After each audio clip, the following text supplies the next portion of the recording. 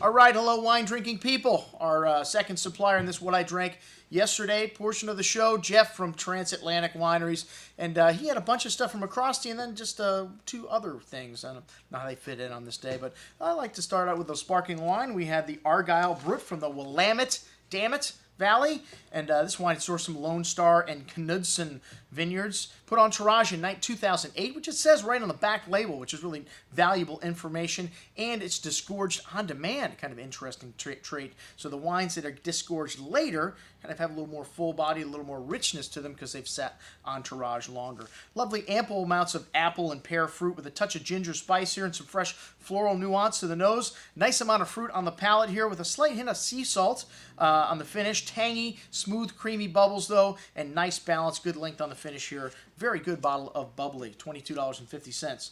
Macrostie Chardonnay, a nice Irish producer from Carneros. Well, they've branched out a little bit with this Carneros Sonoma Coast appellation, which encompasses a big part of Carneros, is how they're labeling this wine now. I guess they may be buying some fruit for this as well. But Sonoma Coast 2008 Macrostie, a rich bouquet of toasty oak, spice, ripe apple, and a touch of caramel in there as well. Nice richness on the palate with a good amount of that rich toasty apple kind of fruit on the tongue and some caramel notes showing on the finish. But nice balance here, $19.50, very good stuff. All right, the Macrostie Chardonnay Wildcat Rawr Mountain, and this is a single vineyard that they've got. The southern end of Carneros, kind of a little further up from the flatlands up into the mountains, and located, well, I just mentioned that, showing some nice minerality, something you get more from mountain style of wines, and Chardonnay, really distinctly rich on the palate. Some nice butterscotch candy shown on the nose, pineapple fruit, a hint of pine resin here as well. As I mentioned before, lovely richness on the palate, some lemon drop candy-like fruit,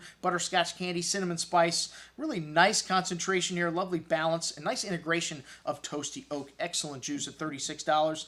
The Pinot Noir Sonoma Coast up next, 2008. They did have a problem with smoke taint in some places in 2008, but just a little hint of smokiness here, just something natural you get from Pinot Noir aged in oak.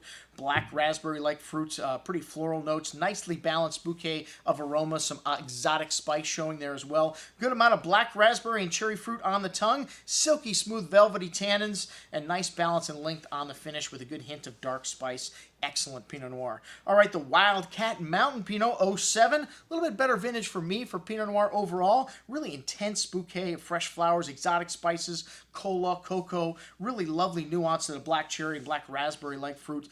Big and chewy for a Pinot Noir on the palate. Has some lovely tannins here, but still velvety smooth. Exotic with layers of spice and dark berry fruit and cola on the finish. Most excellent juice for 42 bucks.